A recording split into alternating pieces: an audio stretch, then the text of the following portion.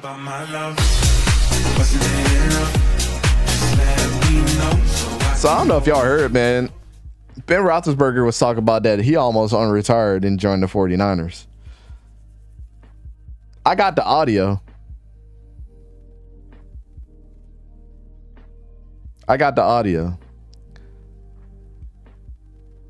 So we're going to pause this and we're going to listen to the audio. You never retired, then unretired, then retired. You know the drill. A lot of quarterbacks have done it. If it's for them, it's for them. But how tempting was it for you ever? I was really comfortable with my decision. I never wanted to.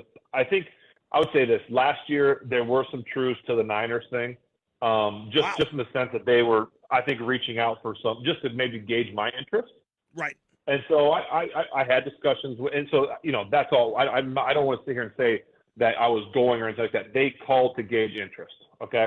I had conversations with my agent, with my wife, my family, prayed a lot about it, and I'd be lying if I didn't say there wasn't like a small part of me that was intrigued, like, oh man, I could, I could still do it, like prove to people, right, that I could still play. But at the end of the day, I just can't see myself in anything other than black and gold. And I think that honestly was kind of even though they had a great chance, I think, to win a Super Bowl, it would have been hard for me to go try and win a Super Bowl anywhere else but here. So at the end of the day, it was the smallest little bleep in my heart to go play again.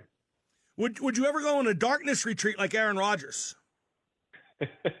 So then the interview starts getting a little wacky with the darkness retreat thing. But the fact of the matter is, man,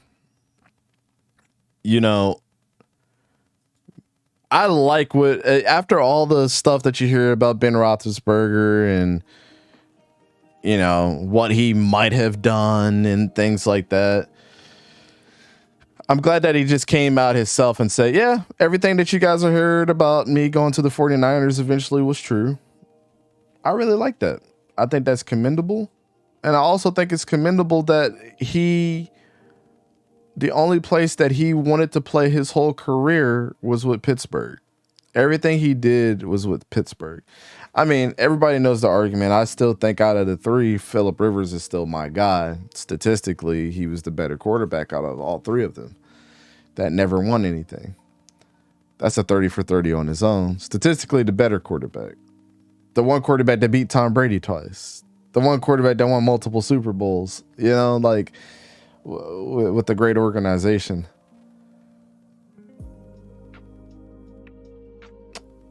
But to not want to ruin your legacy with the team and come out of retirement and kind of fight yourself, it's kind of outplayed at this point, to be completely honest with you. I mean, how many times have we seen quarterback after quarterback after quarterback? The one that I can't understand is Tom Brady. Can we all agree to that? Can we all agree that Tom Brady was the one that I think needed to not retire but go to another team? And he did that. Well, technically, he didn't retire. He got traded. Then he retired and then came back and didn't look all that great. So I guess you can't put him in that category. But it's the same song and dance with it's not even quarterbacks. It's just players in general, right? Retire, unretire, retire, unretire, and then come back and just be a shell of yourself for what? And then get yourself beat up for what? To come back to a team for what? To sell tickets, to get your jersey sold, to say, hey, you're back, yay, let's try to win one for you. I mean, I think we've all seen that song and dance way too many times now.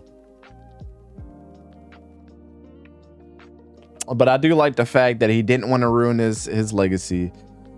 I like the fact that he's a Steeler for life, regardless of the things that he's done outside of that, outside of his personal career.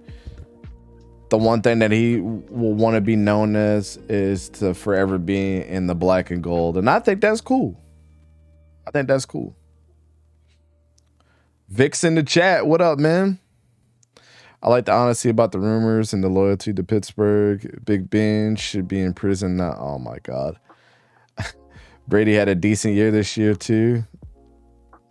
Yep. I mean, yeah, he wasn't completely stupid. Or not stupid, but completely bad. Brady definitely needed to retire. And all of these players, it's all some of these players. It's all some of these players know. That is a great comment, Vic. He even said in the interview itself, he was fighting the urge and he had to really talk to his family about it. And I don't want to compare it to like drugs or alcohol or being an addict or anything, but yeah, it's, you know, how can you pull the boy that was raised by wolves and tell him that he can't howl at the moon? You know what I'm saying? It's crazy. That's all he's ever known. So I agree. You know, these guys, Ben Roethlisberger has not lived his life outside of football ever, outside of the first couple years that he probably was born. You know, up to being a toddler, as soon as he was able to play football, he played football. So,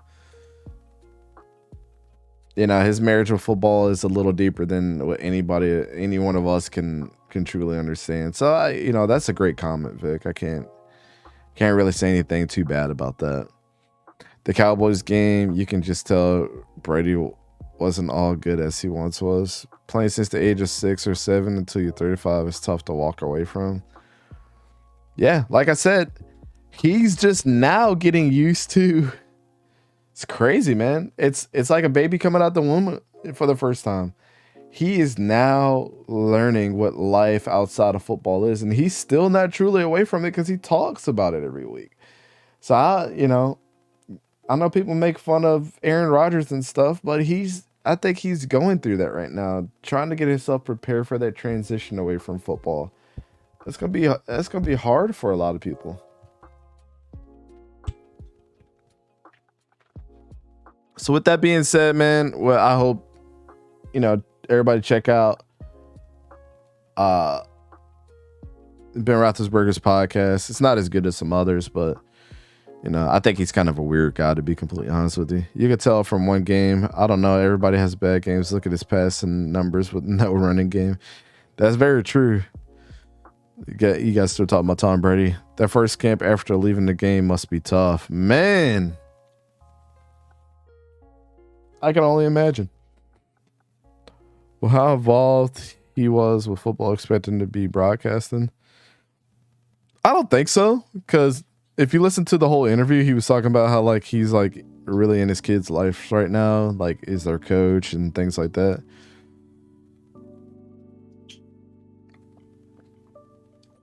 Ben